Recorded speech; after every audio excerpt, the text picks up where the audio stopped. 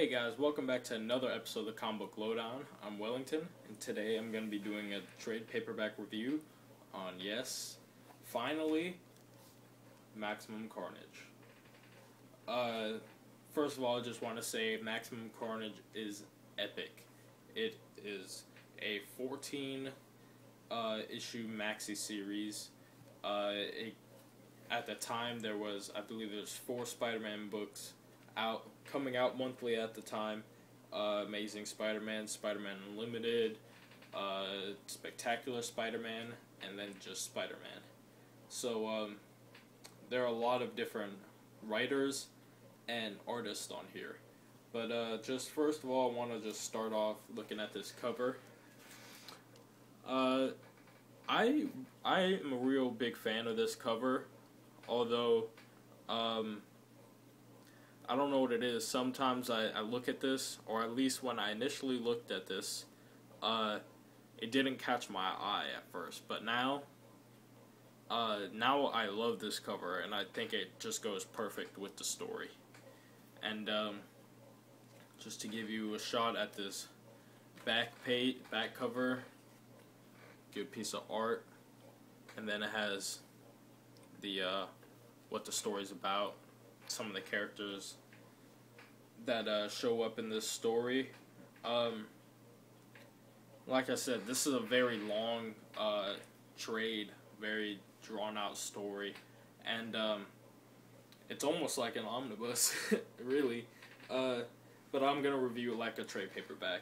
Anyways, you go to the front page. Well, actually, you got a couple good pieces of art throughout this. Before you even get to the table of contents, yeah, there's Carnage face. You got that page, title page, pretty good. I actually have the first issue of this in an issue format, and that's Spider-Man Unlimited issue number 1, and that's written by Tom DeFalco, and the art on it is by Ron Lim. And here's the whole credits page, and you see here's the writers, artists, inkers, letterers, colorists, and then so on and so forth. And they have them labeled out in chapters on the side, so it's a good layout. And I'll just read off to you guys some of the writers and the pencil list on here. The writers include Tom DeFalco, J.M. DeMatteis, Terry Kankavag, and David Michelinie. So of course, you know David Michelinie. Really like his stories in Amazing Spider-Man. That's where he shows up in here. Pencilers, Mark Bagley, Ultimate Spider-Man before Ultimate Spider-Man. Sal Buscema, of course, we all know him. Ron Lim, really like his art in this. Tom Lyle, all the artists in here are really great. And of course, Alex Saviak, and he is also one of the artists on the Amazing Spider-Man Omnibus. He covered some of those first issues that if you go back to that video, you'll see what I'm talking about. And before, again, another great piece of art, Carnage. And I'll just show you guys a couple of pages throughout this.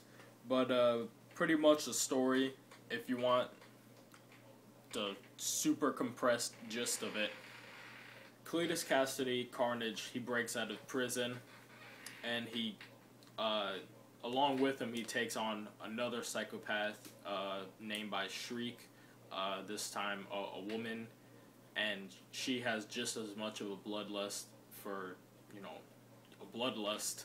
as Carnage does, and so them teaming up together is pretty deadly team already. And also, while all that's going on, Venom is in San Francisco doing whatever, punishing those who aren't innocent. And Harry Osborn had just died, and so Mary Jane wants Peter to take some time off being Spider-Man just so they can regroup from such a big loss, since Harry was so close to the family, but he died being the Green Goblin, but he died saving them.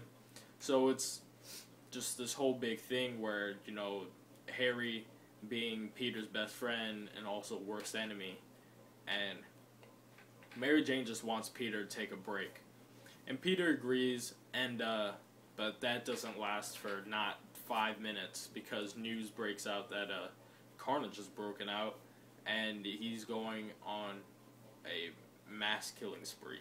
And that's what this book is pretty much about. Carnage and his gang of psychopaths killing as many people as they can. And like I said before, this stuff, even though it's older, not cheesy at all. Like some people the stigma might be that if it's older, it's a little more cheesy. Maybe you get that in 60s, 40s, all that kind of stuff. But once the 80s, once 85, 86 hit, that cheese factor was out the window. And now we get more serious comics, like closer to what we have today. News of Carnage's breakout, of course, also gets to Venom. And so Venom makes this trip to New York, and all this stuff is happening kind of simultaneously after word gets out of Carnage's breakout, of course. In this, I'll show you this scene right here. Once Peter finds out about Carnage's breakout, he goes on the hunt for him, and while he's doing that, he runs into Shriek and the Spider-Man doppelganger, and I'll show you a couple of things with the Spider-Man doppelganger. You know, we got him right there, getting punched. Here's his entrance. You see multiple arms looking like Spider-Man, and him and Shriek, the doppelganger and Shriek, that is, they team up on fighting Spider-Man, and at this point, Spider-Man's kind of just trying to get the threat out of the way as fast as possible, and he gets distracted with both of them because he seems like he can't handle both of them at this time. And here's a main factor that something big happens right here, where you see the doppelganger kicking Spider-Man, and that actually breaks his ribs, and that's a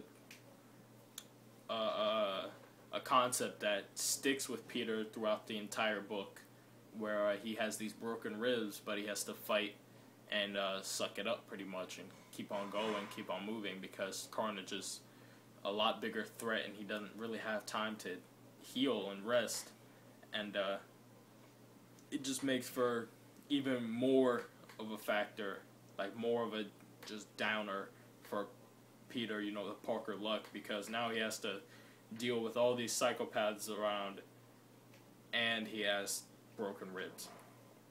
So, in this, Spider-Man pretty much gets desperate. We get a lot of characters in this, and a lot of characters. We get, just on the back cover, you see the allies. They put them in allies and villains. Of course, the villains are main villain Carnage, Shriek, Spider-Man doppelganger, the Demo Goblin, Carry On, and I think that is it. There's so many people in here, it's hard to even keep track.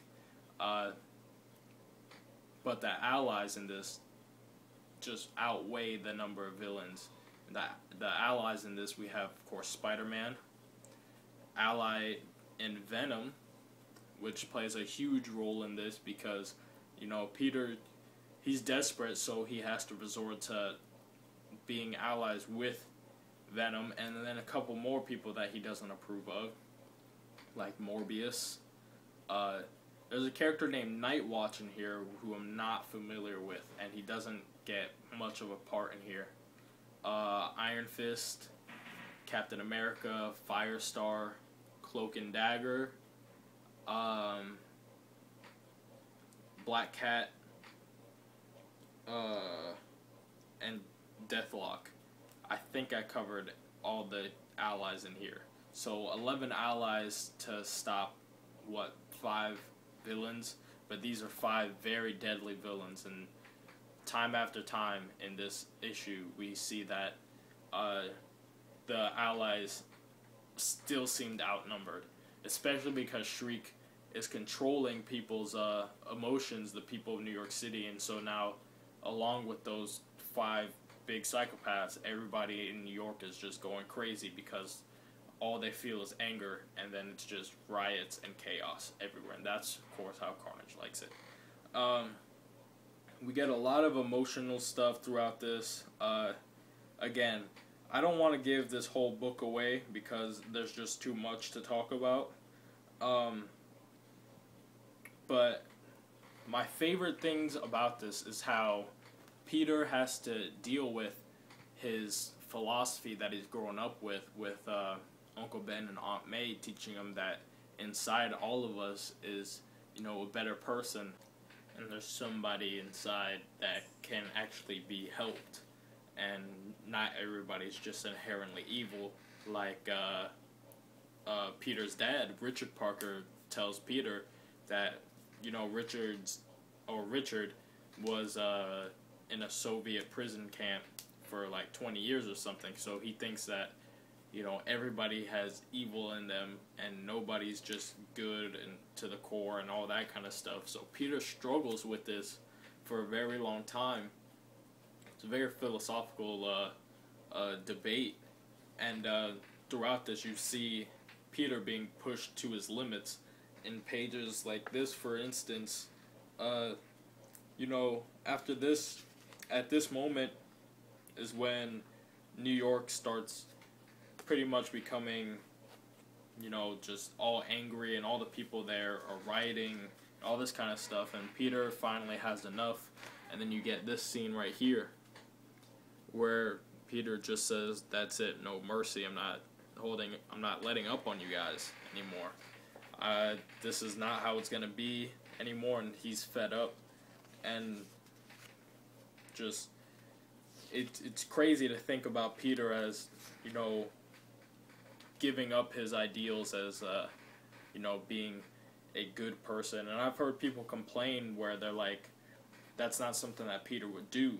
But if you get into, his psyche, that all this distress that all the stress, I should say, that he's under, Peter's more human.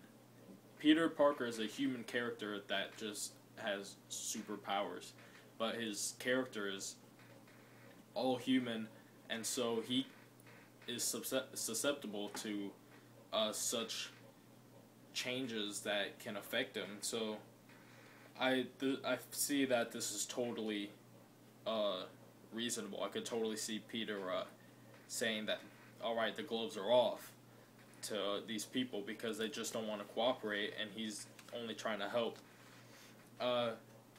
And there's no scene better depicts this, where he struggles with,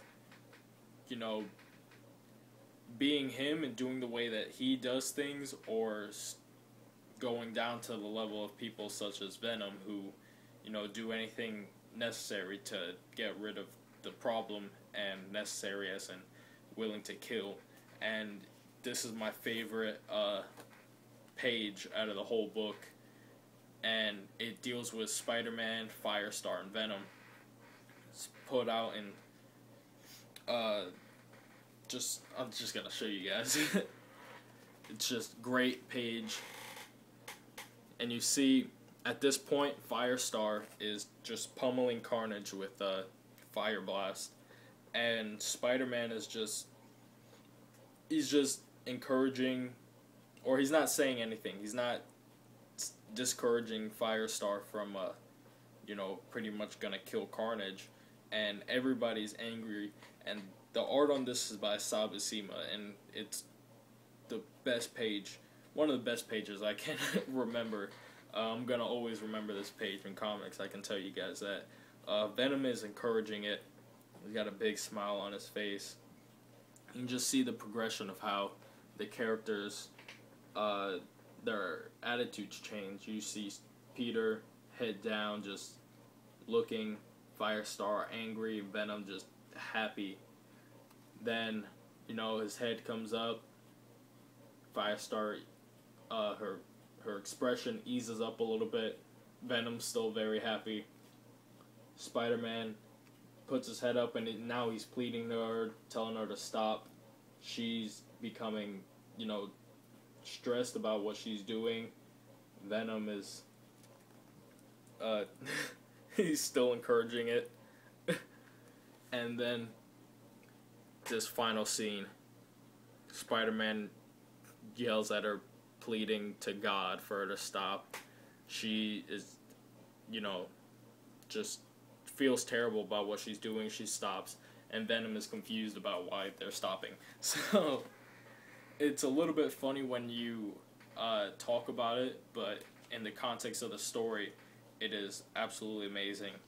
And that leads to the rest of this, Spider-Man and Venom having this conflict with each other, where now Venom wants to fight Spider-Man as well as Carnage, and it just becomes this whole big thing. And eventually, of course, there's a solution, everything is solved, and people can get back to the way things were. But they even recognize it themselves that things can never go back to the way things were before. And in fact, Carnage is just put into Avengers custody. Venom gets away, and Peter just heals. And so they're gonna always have that on their mind. Mary Jane finally, throughout the most of the book at the beginning, she's against Peter going out, being out. She's angry with Peter. She's scared for Peter that he's fighting Carnage because she doesn't think that he can beat him. She thinks that he's gonna die. It's almost like a Rocky, pretty much. The Rocky movies. Adrian thinks that Rocky will lose against, Rocky 4, against the Russian, all that kind of stuff. That's what it's like, where Mary Jane does not feel like Peter matches up against Carnage at all, and it's just really sad. But then she comes around at the end, where she still is frightful, but she knows that he has to do what he has to do, and she lets him on his way. And of course, he doesn't die. So there's a good thing there. But just the story, I love this story very much. There's not much more I can say good about it. There's definitely some twist. There's a twist at the end where you think that everything's all done and good, and it's not. And there's just, I love it. I love this story. I love what all the writers did on this. All the artists did a great job. The one thing that I might think is a little annoying is how they have some pages. It's usually just one page, almost an issue. Some issues don't have them. But instead of reading a comic like this, vertical, the page is like this, and you gotta turn it over. But that's because it's just such a detailed scene, so I don't really have a problem with that. But that could be the only pet peeve I have about this. That's an extreme nitpick, and it's not even a good one. So I definitely recommend Maximum Carnage. Like I told you guys before, I'm gonna have my Maximum Carnage review and my Minimum Carnage review come out same day or day apart, something like that. But I also promise you guys I'm gonna have some artwork, and I do have the artwork for both of them. I'll show you the Maximum Carnage artwork right now. So here's the drawing I did. Sorry about my Venom. I actually ran out of black marker, and I had to use colored pencil, and I hate colored pencils, and so that's why the Venom doesn't look too good anymore. But the Carnage, I believe, is alright. Should have put a little more black on him. The Spider-Man, I think, is pretty good. There's just just a little thing I did when I had the time.